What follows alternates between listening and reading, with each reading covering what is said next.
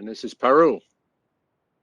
Good morning, everyone. I'm going to talk about how celestial mapping system can help in science investigation and exploration.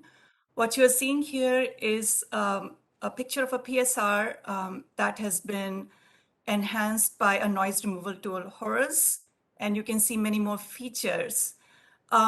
What we have done in a celestial mapping system is ingested the images that were created by Horus. We have selected a site near Nobile crater, which is the Viper landing site, and we have stitched those images together to provide the user a good experience of visualizing that PSR, as well as doing a lot of analysis. Like what you're seeing here is the visibility analysis. So a remote observer, which is a yellow pin, can see what the visibility looks like in that PSR. You can have multiple observers at multiple heights and do that kind of analysis. The time will not allow, so I encourage you to visit the website and check out the videos to know more. Thank you very much.